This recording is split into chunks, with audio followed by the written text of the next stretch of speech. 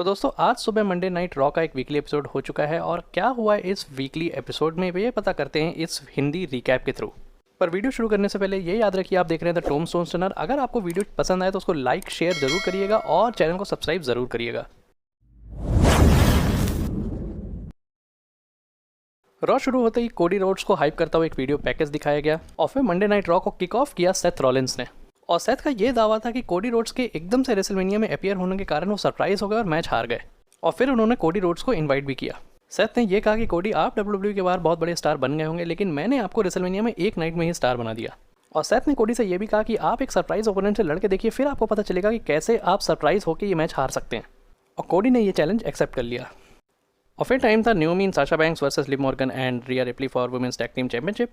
और अगर आपने मेरे पिछले एपिसोड्स देखे होंगे तो मैंने इस मैच का रिजल्ट आपको पहले ही बता दिया था। मैच अच्छा था, लेकिन रिया रिप्ली मैच हारने के बाद हील टर्न हो गई लिव मॉर्गन पर। और मैंने ऐसे भी रूमर सुने कि रिया रिप्ली शायद एच के फैक्शन को ज्वाइन कर सकती है। अगर ऐसा होता है तो काफ़ी फ्रेश स्टोरी लाइन देखने को मिलेगी। और लास्ट वीक सोनिया ने अपने आप को रिवील किया था बियंका का नया चैलेंजर। और फिर रिंग में आ गई सोनिया और उन्होंने ये कहा कि सब लोग कह रहे हैं कि मैं अपने पावर का मिसयूज़ कर रही हूँ, लेकिन वो एक कॉम्पिटिटर भी हैं और वो चाहती हैं किसी बेस्ट से लड़ना, और बियंका बेलेयर से बेस्ट कॉम्पिटिटर इस समय है नहीं।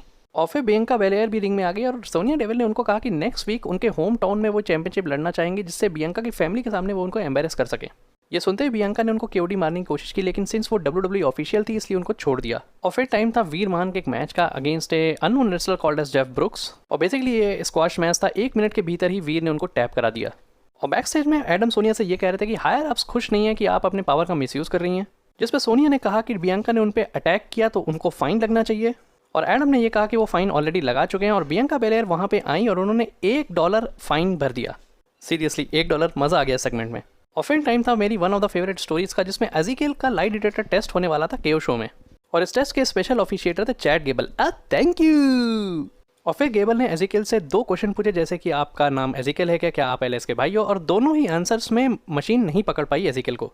और मज़ा तो तब आया जब केओ ने गेबल से कहा कि आपको एजिकेल ने पैसे दिए हैं इसलिए आप उनकी तरफ से बोल रहे हैं। और फिर जब एजिकेल और ओवेंस के बीच बहस चल रही थी तभी गेबल ने अटैक कर दिया एजिकेल पे और इन दोनों के बीच शेड्यूल्ड मैचअप शुरू हो गया। 3 से 4 मिनट का छोटा सा मैच चल रहा था, लेकिन तभी ओटिस ने अटैक कर दिया एजिकेल पे और मैच डिस्क्वालिफिकेशन से खत्म हो गया। और फिर टाइम था match between RK Bro and street profits. और 7 से 8 मिनट का एक बहुत ही अच्छा मैच प्रेजेंट किया चारों कॉम्पिटिटर्स ने, लेकिन तभी आरके ब्रो डिस्ट्रैक्ट हो गए उसोस की म्यूजिक से और ये मैच सरप्राइजिंगली स्ट्रीट प्रॉफिट्स ने जीत लिया। और मैच के बाद स्ट्रीट प्रॉफिट्स ने ये वार्निंग दी कि आप सिर्फ उसोस की टेंशन मत लीजिए, हम भी हैं मैदान में।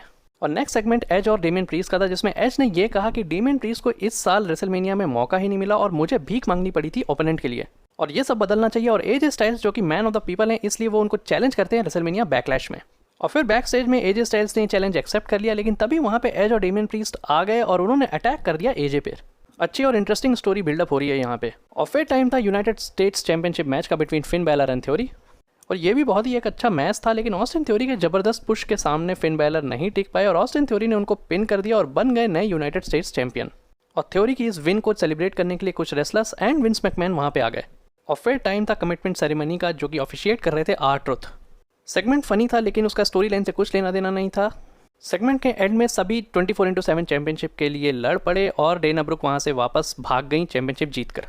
और फिर बैक स्टेज में हमको MVP दिखे, जिन्होंने चैलेंज किया बॉबी लैशली को एक आर्म रेसलिंग मैच के लिए अगेंस्ट ओमस, और बॉबी लैशली ने वो एक्सेप्ट कर लिया।